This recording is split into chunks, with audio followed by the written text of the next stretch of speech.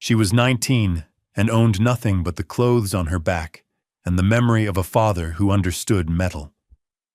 Her stepfather had given her $10 and told her not to return, his words as cold and final as a banker's ledger. And with one of those silver dollars, she bought a derelict assay office in a forgotten Nevada town called Pinto Creek, a place where hope had long since dried up and blown away with the dust. But what nobody knew, least of all the men who laughed at the sale, was that inside the office's sealed iron safe was a secret that could unmake the fortunes of powerful men and build a new life for a girl they had all dismissed. What she found there would change everything. If you appreciate stories of quiet strength and hidden value, consider following our channel for more tales of resilience and discovery. Clara Voss grew up in the warm, breathing presence of her father's blacksmith shop, a world defined by the rhythmic clang of the hammer and the sharp, clean scent of quenched steel. Her father, Thomas Voss, was a man of few words but profound skill. His hands, though calloused and seamed with black, capable of a gentleness that could coax a perfect scroll from a bar of iron or set a horseshoe with surgical precision. He did not have a son to pass his trade to, and so he taught Clara.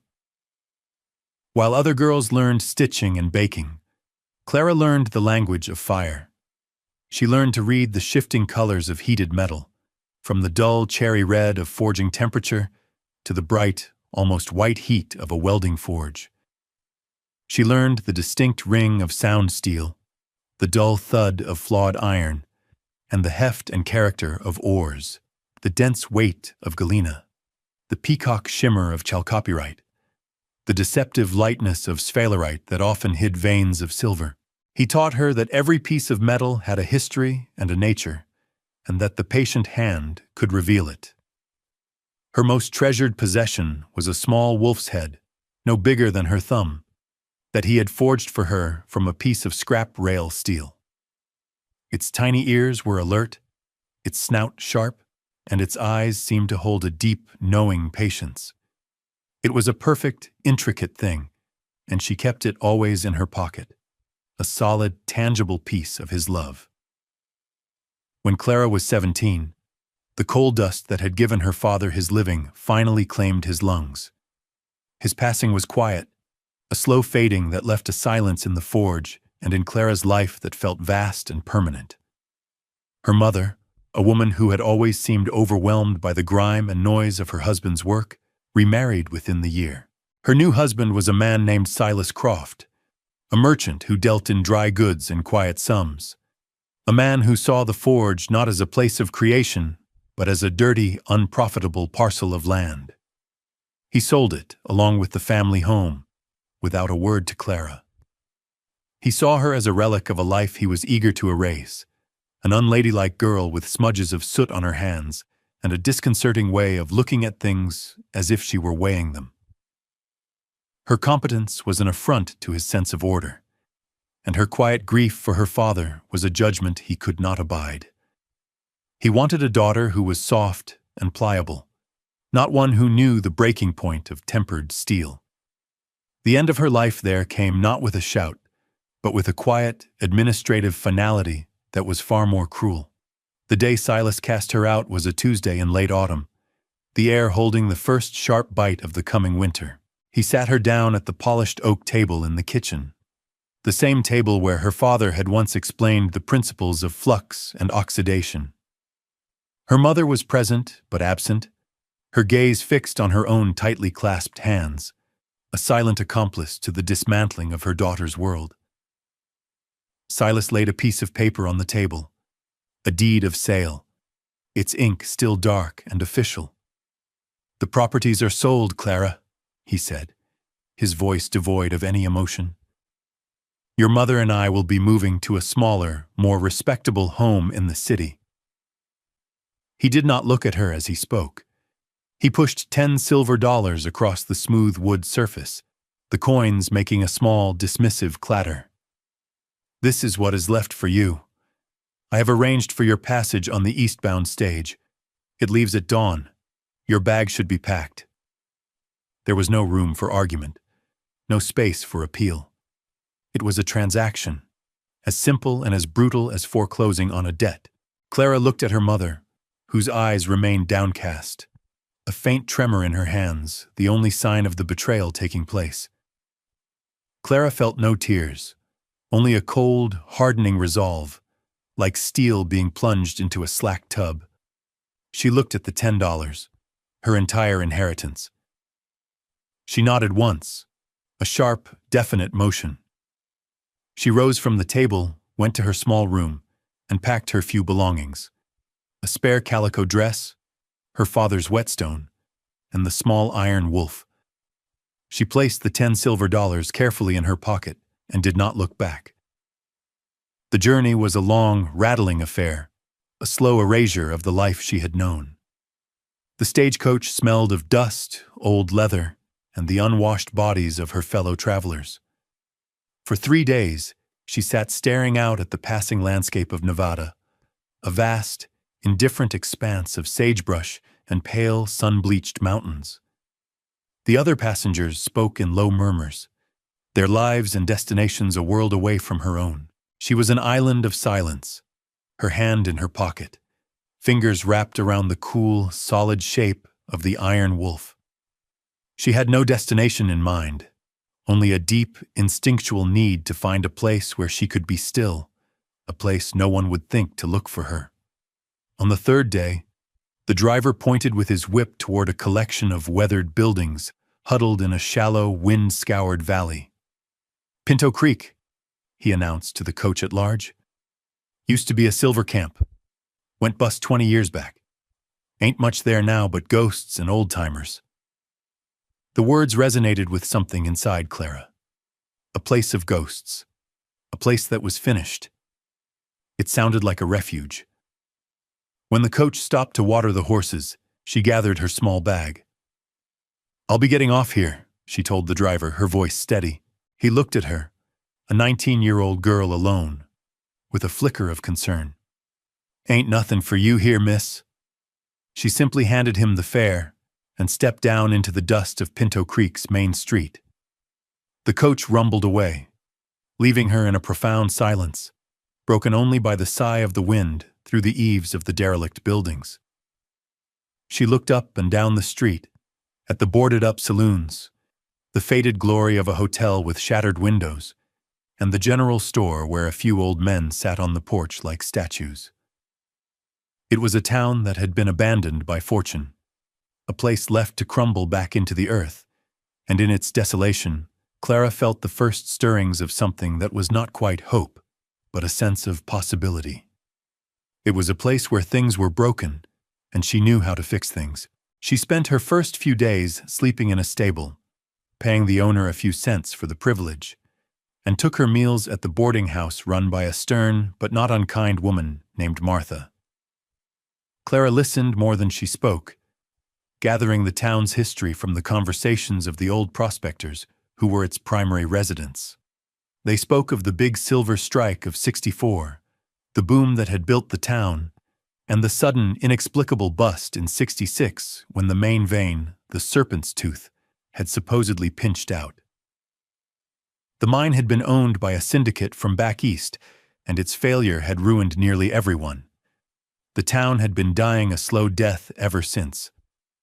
On her 3rd day, her explorations led her to a small, solid-looking building at the end of the main street, set slightly apart from the others.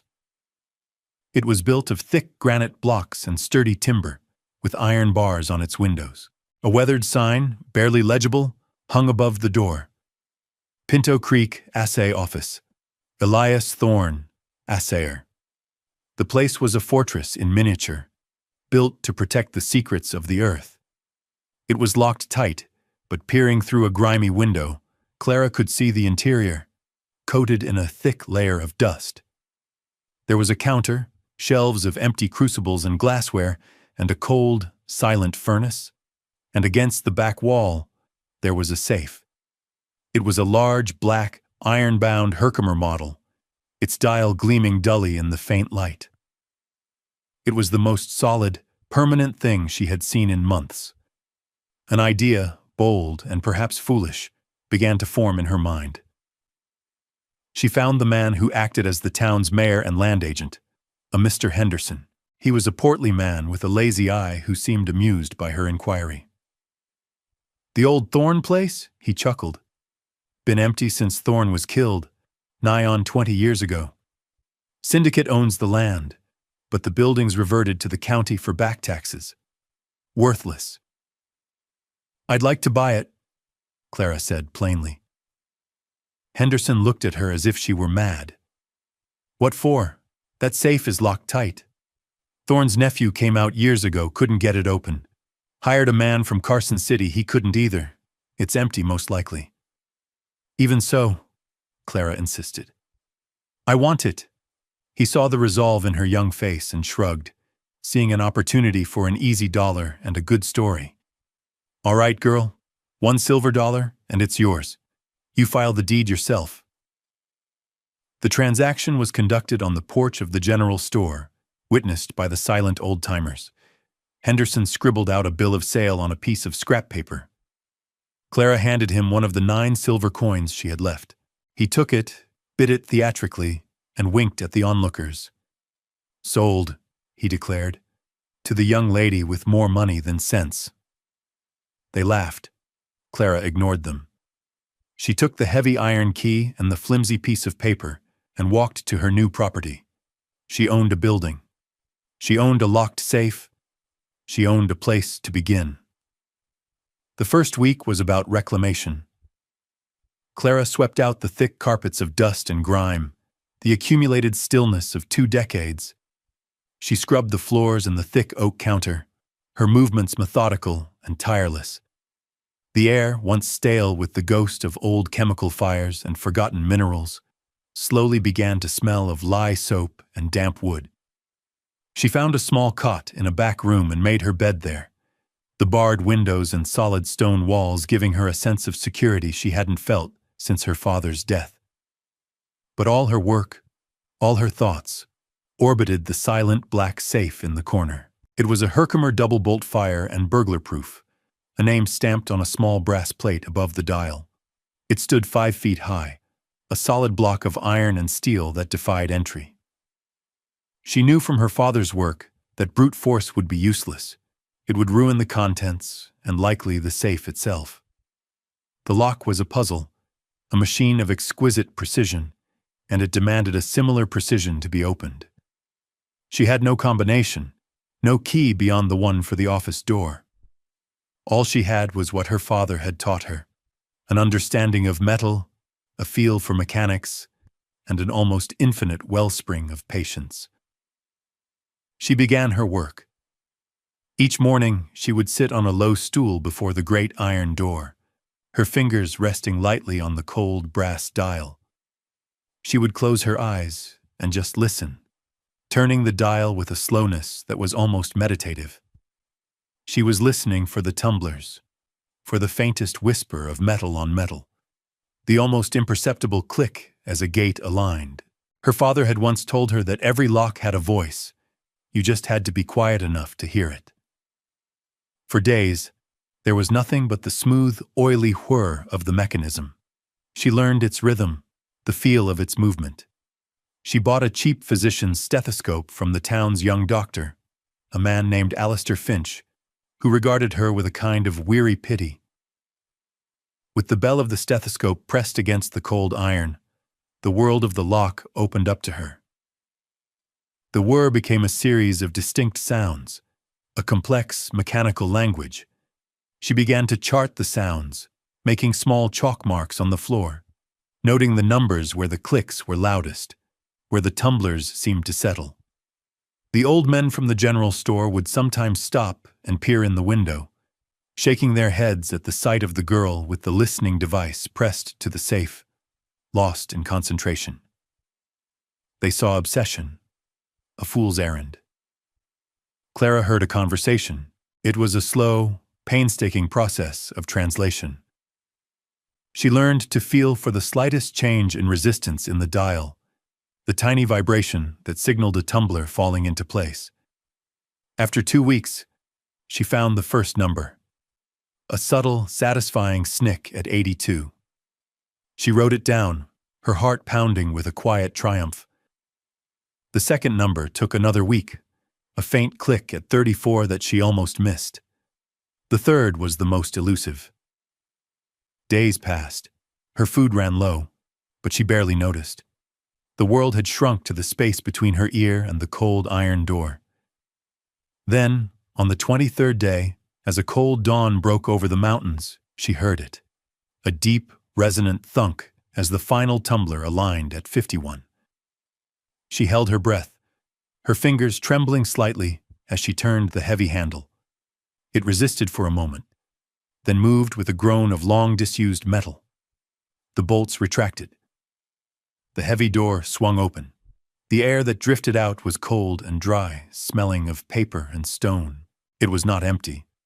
Inside, there was no treasure, no neat stacks of gold coin or glittering bars of silver.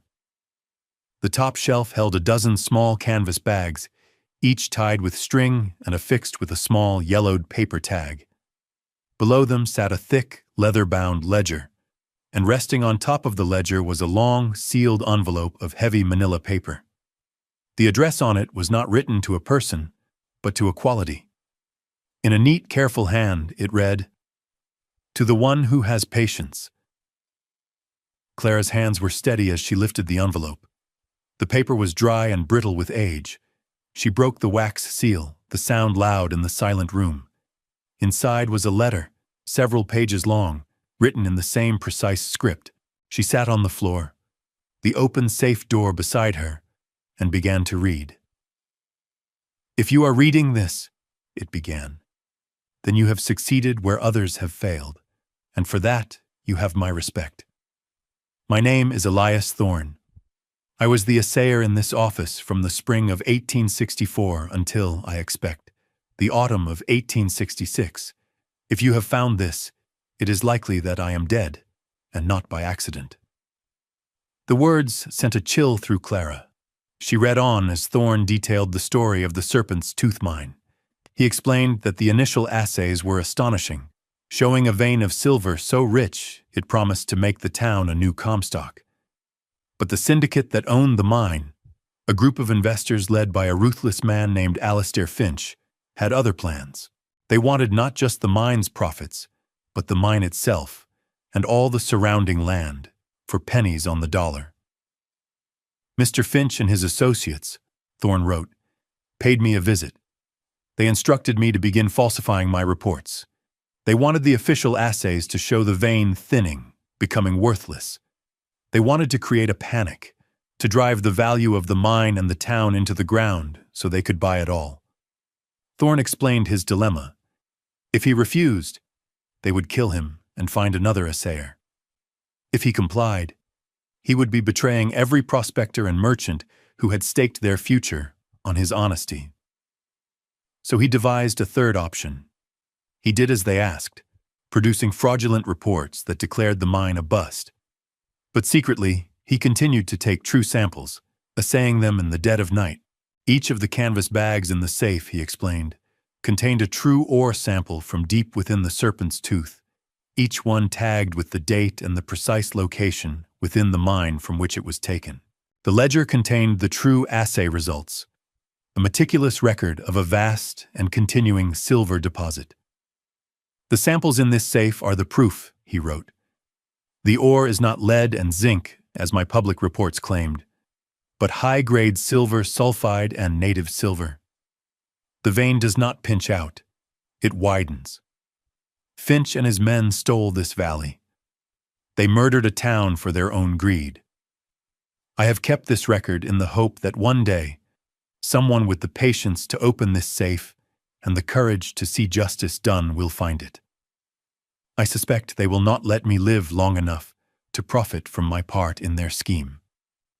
This record is my only confession and my only hope for this town's redemption. Do with it what you will. Be careful. These are not men who forgive." Clara looked from the letter to the small, heavy bags of ore. She lifted one and untied the string. Inside, the rock was not the dull gray of common stone. It was threaded with brilliant, wiry veins of pure, elemental silver, gleaming even in the dusty light. Her father had shown her samples just like it, telling her it was the kind of ore men dreamed of. Elias Thorne had not been lying. She held in her hands not just a rock, but the truth. A truth that had been locked away for 20 years, waiting for someone who knew how to listen. The discovery shifted something fundamental inside Clara.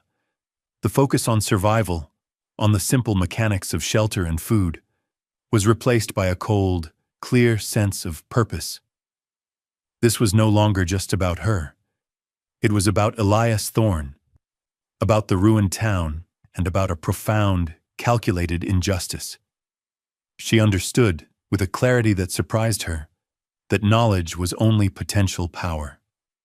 To make it real, she needed allies, and she needed a plan. Her methodical nature, honed in the forge, took over. She could not simply walk to the town sheriff. Finch's influence would surely extend that far. She had to build a case as carefully as her father would build a complex piece of ironwork, one layer at a time. Her first step was to seek out someone who understood the local ground, a man who had been there from the beginning. The old prospectors at the general store spoke in hushed, reverent tones of a man named Jebediah Stone, who lived in a small cabin up in the hills. He was one of the original discoverers of the Serpent's Tooth, a man who had lost everything in the bust. Clara packed one of the smaller ore samples in her bag and made the long walk up the winding trail to his cabin. Jebediah was a man weathered like the landscape, his face a map of sun and disappointment. He was wary of her at first, but when she unwrapped the piece of ore and placed it in his hand, his expression changed. He turned it over and over, his thumb tracing the glittering veins of silver. A low whistle escaped his lips. "Sweet Mary," he whispered, his voice thick with emotion. "I ain't seen ore like this in 20 years, not since the first strike. Where did you get this?" Clara told him everything. She didn't show him the letter, not yet, but she told him about the safe and the samples. He listened, his gaze sharp and intense. When she finished, he was silent for a long time, staring out at the valley where the abandoned mine works scarred the mountainside. "Finch," he finally said, the name a curse on his tongue. "We always suspected something was wrong. It didn't make sense, a vein like that just vanishing." He looked at Clara, and for the first time, she saw a flicker of the hope he must have felt as a young man. "What do you aim to do, girl?" "I aim to prove it," she said. Jebediah nodded slowly. He went inside his cabin and returned with a rolled-up, yellowed map of the mine's tunnels. "Thorne marked his sample locations," he said. "If you can show me those on his ledger, I can show you where they are on this map. I can testify where I myself saw ore just like this, before they ran us all off." He was her first ally. Her second came from an unexpected place. The town doctor, the one who had sold her the stethoscope, was named Elias Finch. He was the grandnephew of Alistair Finch, the man who now owned most of the valley and lived in a grand house on the far side of the ridge. A man the doctor despised for his arrogance and cruelty. When Clara approached him, not with the ore but with Thorne's letter, his face grew pale. He recognized the name. "Elias Thorne," he said quietly. "My mother always said he was an honest man, that what happened to him was a terrible shame. She believed he was murdered." Dr. Finch read the letter, his hands shaking slightly. He saw not just a crime, but a chance to right a wrong that had haunted his family's name. "My great-uncle Alistair is a powerful man, Clara. He has judges and lawmen in his pocket." "But we have the truth," Clara said, her voice steady. "And we have proof." The doctor nodded, his resolve hardening. "I have my granduncle's old medical journals. He treated Thorne for an injury a week before he died. Perhaps there's something in them." He offered her his knowledge of the law and his access to records. Her third ally was Martha, the boarding house owner. A practical, no-nonsense woman who had seen the town through its long decline, she knew everyone's history. When Clara confided in her, Martha's response was not surprise, but a grim satisfaction. "I knew it," she said, wiping her hands on her apron. "Men like Alistair Finch don't build fortunes on luck. They build them on the backs of broken men." Martha's contribution was a network of information and support. She knew who was loyal to Finch, who was in his debt, and who nursed a quiet, decades-old grudge. She began bringing Clara meals, her presence a silent statement of solidarity that the rest of the town quickly noted. The rebuilding had begun, not of a structure, but of a legal and moral case, piece by painstaking piece. In the weeks that followed, the Assay office became the quiet center of a slow-burning conspiracy of truth.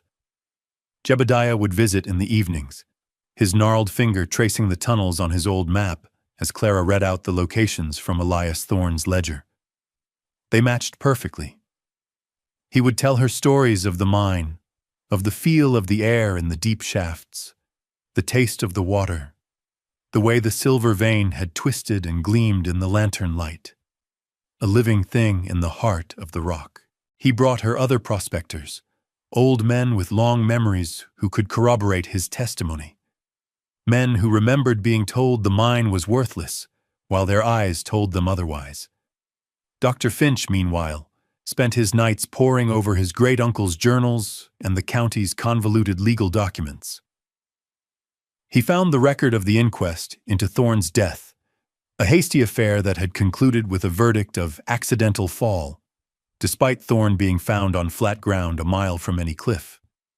He also found the deeds showing how Alistair Finch and his partners had acquired the mine and thousands of surrounding acres for a pittance in the months following the supposed bust, using a series of shell companies to hide their involvement.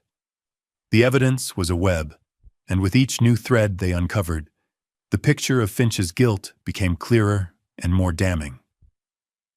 While they worked on the case, Clara worked on the office. She used the last of her money to buy coal and a few basic tools. In the small, stone-walled shed behind the office, she found the remains of Thorne's forge, where he would have fired his crucibles. It was small, but the bellows were sound and the anvil was good steel. She cleaned it out, repaired the flue, and lit the first fire it had seen in 20 years. The familiar scent of burning coal filled the air, a smell of work and purpose. She began taking in small mending jobs from the townspeople, repairing a broken plow blade, sharpening axes, forging a new hinge for a gate. Her work was clean and strong, her welds seamless. The people of Pinto Creek, who had first seen her as a foolish girl, began to see her as something else, a craftswoman. They began to call her Miss Voss, a title of respect. Martha made sure that word of Clara's work spread, and that Finch's men, who had started to watch the Assay office with suspicion, were themselves watched. The women of the town, on their way to the store or to church, always seemed to have a reason to pass by Clara's door, their presence a quiet, formidable shield. The community was not built on grand declarations of friendship, but on these small, repeated acts of practical support. A basket of fresh bread left on her doorstep, a warning about a stranger asking questions, a silent nod of encouragement from across the street. Clara was no longer an outsider. She was becoming part of the town's worn but resilient fabric. The Assay office, once a tomb for a dead man's secrets, was becoming a living place again, filled with the heat of the forge, the smell of food, and the low murmur of voices plotting a quiet revolution. She was no longer just the girl who bought the ruin. She was Clara, the smith, the keeper of the truth, the woman who was patiently hammering out the town's last, best hope for justice. The day of reckoning arrived not with a gunshot, but with the dust of 2 riders on the horizon.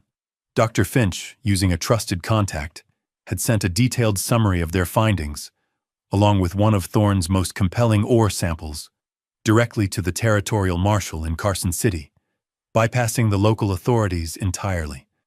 Now, the marshal himself, a tall, grim-faced man named Calloway, had come to Pinto Creek, accompanied by a deputy.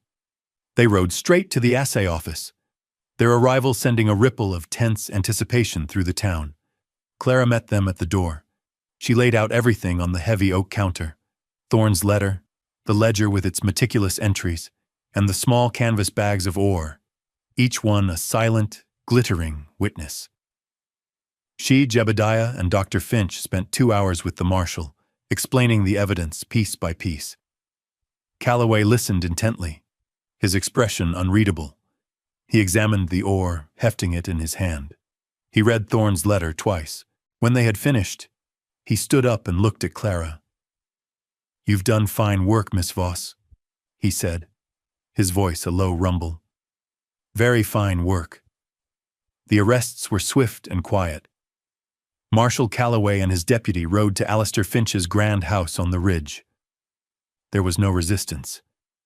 Finch, now an old man, white-haired and accustomed to absolute authority, seemed more stunned than anything else. His power, built on a 20-year-old lie, crumbled in the face of Thorne's carefully preserved truth. His 2 surviving partners, both prominent figures in the state, were arrested in the following days. The legal proceedings took months, but the evidence was overwhelming. The ledger, the samples, and the testimony of Jebediah and the other old prospectors sealed their fates. The fraudulent sale of the Serpent's Tooth mine was invalidated. The land titles were voided. A measure of justice, long delayed, had finally come to Pinto Creek. The future of the mine was now in the hands of the territorial court. Because of the irrefutable proof he had preserved, the estate of Elias Thorne was granted a foundational claim. As Thorne had no direct heirs, his estate fell to his closest living relative, his grandnephew, Dr. Elias Finch. The young doctor, now free from the shadow of his corrupt great-uncle, approached Clara with a proposal. He offered her a partnership in a new company to reopen the mine, a share in the legacy her patients had unearthed. She was standing in the Assay office, now her undisputed home and workshop. The afternoon sun streamed through the clean windows, illuminating the motes of dust dancing in the air. A small fire crackled in the stove, warding off the autumn chill. The office was no longer a place of ghosts, but a place of purpose, filled with the smells of coal smoke, hot metal, and brewing coffee. On the heavy mantelpiece above the fireplace, 2 objects sat side by side. One was the small iron wolf her father had forged, its patient eyes seeming to watch over the room. The other was a piece of raw ore from Elias Thorne's safe, a beautiful, heavy specimen webbed with veins of pure, gleaming silver. She thought of the 2 men, her father and the assayer, both honest craftsmen who worked with the elemental truths of the earth, one with iron, one with stone. Both had been betrayed by a world that valued clever words and quiet theft over hard work and integrity. Yet both had left something behind, a legacy of truth preserved in metal, waiting for the right hands to find it. Her stepfather had cast her out with nothing, seeing no value in her. The men of Pinto Creek had laughed at her, seeing only a foolish girl. They had all looked at her and seen nothing. But her father had seen a smith. Elias Thorne had trusted in a stranger's patience, and now she was a partner in a silver mine, a respected member of a community, and the owner of a life she had built not with money, but with skill, courage, and the quiet refusal to be dismissed. Clara Voss was 19 and had been homeless. She had $9 to her name, and she spent one of it on a derelict assay office. It was the best dollar she ever spent. The story of Clara Voss is a reminder that the greatest value is often hidden, waiting not for a key, but for the patience to listen. It reminds us that what one person discards as worthless, another can recognize as the foundation of a new life. Thank you for joining us for this story. If you found it meaningful, please consider sharing it with someone who appreciates tales of quiet strength. And we leave you with this thought. What forgotten or overlooked thing in your own life might hold a hidden truth, just waiting for a patient hand?